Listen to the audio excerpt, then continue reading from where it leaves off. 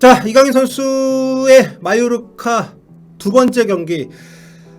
참 모두가 바라지 않던 방식으로 오늘 경기가 진행이 됐습니다. 결과는 뭐 마요르카가 비아레알을 홈으로 불러들여서 0대0으로 마무리를 했기 때문에 비아레알이 지난 시즌 유로파리그 우승팀이고 상대적으로 강팀이라는 점에서 보면 뭐 마요르카에게는 좀 나쁘지 않은 그런 결과라고 볼 수 있을 것 같아요. 비아레알이 올 시즌에 아직까지 승리가 없어서 굉장히 승리가 간절했던 팀이고 마요르카는 그래도 2승의 여유가 있기 때문에 나름대로 승점 관리를 할 수 있는 상황이라고 할 수 있기 때문에 홈이긴 해도 마요르카에게는 0대0 무승부가 그렇게 나쁜 결과만은 아닙니다. 하지만 이건 이제 마요르카 입장인 거고 이강인 선수 관점에서 보자면 굉장히 다양한 생각거리를 안겨준 그런 경기였다는 생각입니다. 먼저 이 지표가 이강인 선수의 이번 비아레알전 볼터치입니다. 믿기십니까? 이강인 선수가 이번 경기에서 볼터치 딱 3번 했습니다. 코너킥 한 번 차고 거의 뭐 경기에 관여를 할 수가 없었던 상황이죠. 일단 뭐 90분 넘어서 투입이 됐습니다. 몸은 일찍부터 풀기 시작을 했습니다만 뭐 선발엔 포함이 안 됐고요. 저는 한 60분 대 늦어도 70분 대는 교체 투입을 할 수 있지 않을까 생각을 했었는데 이게 경기가 시간이 진행이 되면서 가르시아 감독이 좀 욕심을 냈던 것 같아요. 0대0으로 비길 생각을 했던 것 같습니다. 뭐 그렇다고 무조건 공격을 안 하고 잠그기만 한 것은 아닙니다만 수비 라인을 탄탄히 유지를 하면서 지금 그 밸런스를 깨고 싶어 하지 않았던 것 같아요. 부상으로 나갔던 마페오 선수를 교체시킨 것 제외하고는 굉장히 오랜 시간 동안 교체 카드를 아꼈고 그러다 보니까 이강인 선수 역시도 90분이 다 지나도록 경기 출전을 하질 못했습니다. 게다가 90분 지나고 쿠보 선수 교체가 돼서 들어갔어요. 그래서 이 중계 같이 보시던 많은 팬분들께서 정말 막 안타까운 한탄을 하시는 모습들이 있었는데 그래서 막판에 이제 추가 시간 6분이 주어졌기 때문에 뭐 짧은 추가 시간은 아니었지만 그렇다고 해도 뭐 6분 정도였고요. 이 시간 동안 또 비아레알에서 볼터치를 더 많이 했기 때문에 전체적으로 이 말도 안 되는 볼터치 3번만 하고 경기를 마무리했습니다. 거의 뭐 경기 승패가 확정이 거의 되어가는 그런 흐름에서 좀 지키기용, 시간을 약간 소진하기용으로 좀 낭비가 된 것이 아닌가. 물론 이 경기 뿐일 수 있고 앞으로 뭐 달라질 거라고 기대를 하고 있습니다. 충분히 이강인 선수의 역량을 생각하면 그럴 수 있고요. 그런데 제가 이 경기를 보면서 약간 좀 부정적인 마음을 갖게 된 이유에 대해서 좀 썰을 풀어보도록 하겠습니다. 일단 마요르카는 지난 시즌에 2부 리그 2등을 하면서 올라온 팀입니다. 전혀 강팀과는 거리가 멀어요. 그런데 이번 시즌 앞선 4경기에서 2승 1무 1패 첫 3경기를 굉장히 뭐 상대적으로 약팀들하고 경기했다고 합니다만 좋은 성과를 내면서 지금 잔류가 이 팀의 가장 큰 목표라고 보면 굉장히 시작이 나쁘지 않은 상태로 가고 있었단 말이에요. 그러다 보니까 지금 승점 관리를 하는 축구를 이번 경기에 했습니다.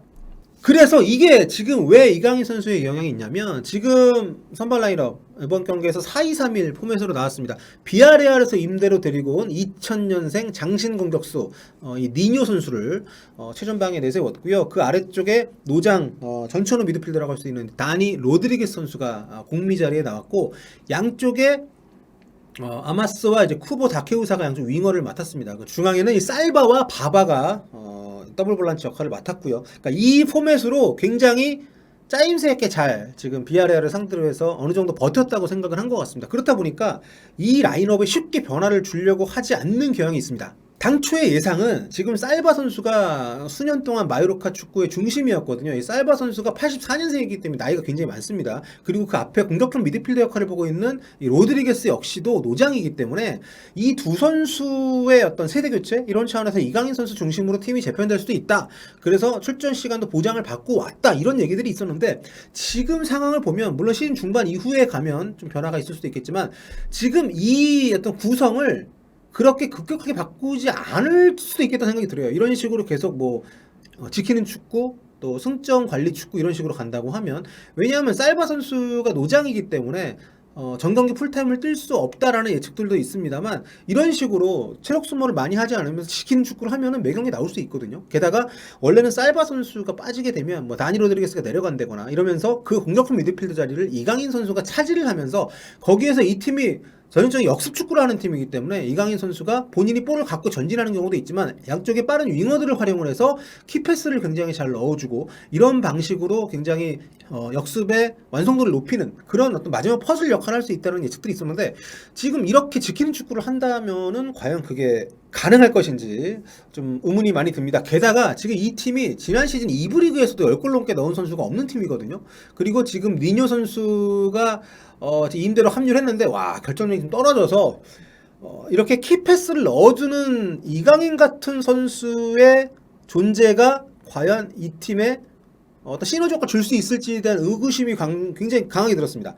그러니까 오히려 쿠보나 아마트 같은 양쪽의 어떤 윙어들을 활용을 한 빠른 속공 이 부분에 집중을 오히려 하고 중앙에는 좀 더 수비를 좀 도와줄 수 있는 수비를 보호해줄 수 있는 그리고 아래쪽에서 좀 롱패스를 뿌려줄 수 있는 선수 정도로 메우려는 생각을 할 수도 있겠다는 생각이 들었고 또 이번 경기에서 확인했던 것처럼 가르시아 감독의 어떤 성향 자체가 굉장히 모험적인 경기로의 주도적인 교체를 하기보다는 경기 흐름에 좀 대응하는 방식으로 상대의 변화에 따라서 맞대응을 하는 방식으로 교체를 하는 약간 좀 보수적인 감독으로 보이거든요. 그렇기 때문에 지금 좀 뒤늦게 이 팀에 합류를 한 이강인 선수가 일진에 그러니까 주전 자리로 어떤 스며드는 데는 시간이 좀 걸릴 수도 있겠다. 뭐 부상자들이 발생하지 않는다면 그런 약간 팀 입장에서는 지금 흐름이 나쁘지 않습니다만 이강인의 주전 경쟁만 놓고 본다면 이제 그런 약간 걱정도 확실히 드는 그리고 이번 경기였습니다.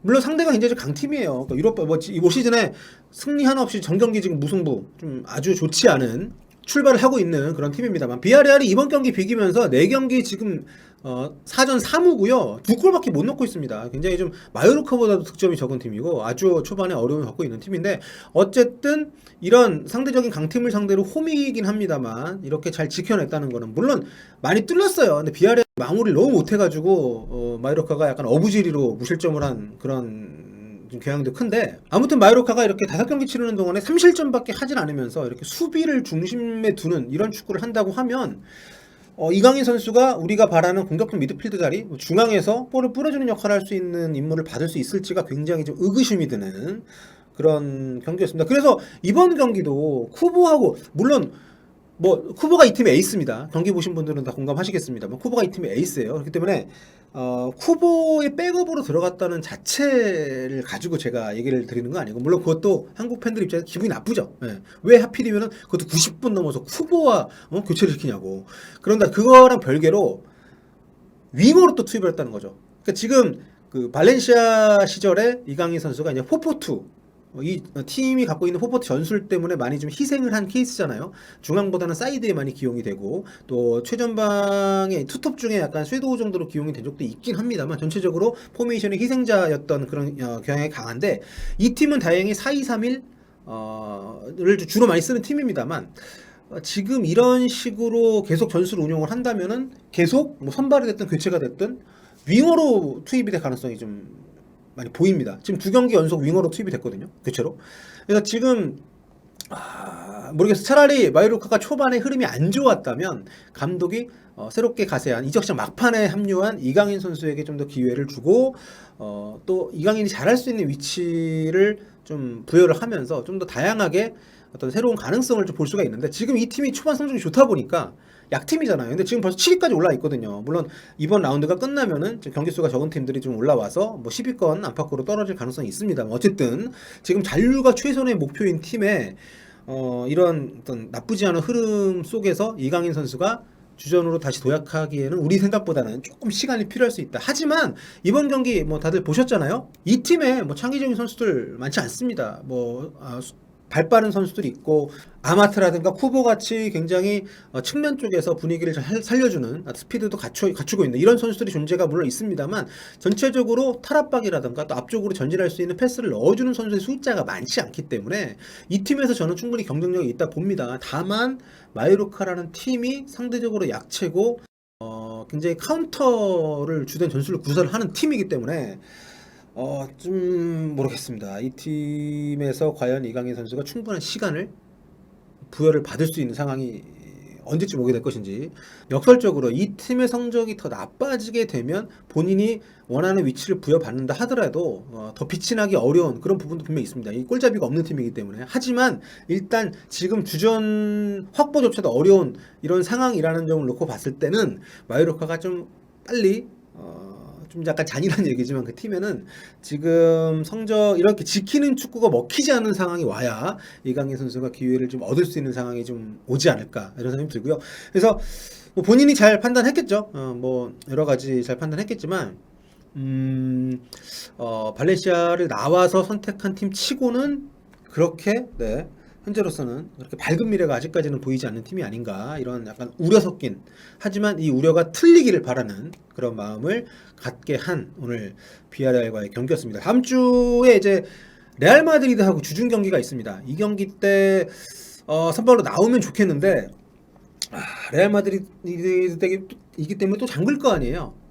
그렇게 되면은 어떻게 될지 모르겠습니다. 공격형 미드필더를 따로 둘 것인지, 둔다면은 이강인 선수를 투입을 할 것인지, 아니면은 정말 뭐 4-5-1 정도로 미드필더를 아예 좀 더 보수적으로 운영을 하면서 이강인 선수를 아래쪽으로 내리되 이강인이 패스의 어떤 시발점 역할을 할 수 있는 어떤 그런 임무를 부여할 수도 있겠다는 생각이 듭니다. 어쨌든 간에 뭐 일루 가든 절루 가든 이강인 선수에게 딱 맞는 이강인이 원하는 뭐 직접적으로 얘기하면 U20 월드컵 당시에 정종윤 감독이 이강인을 썼던 것 같은 그런 포지션을 찾기는 굉장히 어렵습니다. 현대축구에서 어느 팀을 가든 간에.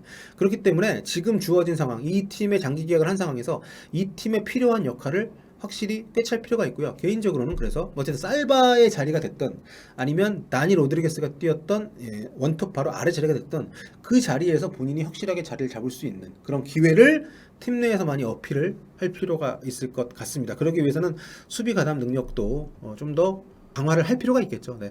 자, 오늘 굉장히 좀 긴 시간 동안 90분 넘는 시간 동안 이강인을 외치면서 좀 아쉬움이 많았던 경기이긴 한데요. 그래도 좌절하지 말고 다음 경기도 응원하면서 여러분과 함께 볼 수 있었으면 좋겠습니다. 여러분 구독 부탁드리고요. 다음 시간에 뵙겠습니다. 볼빠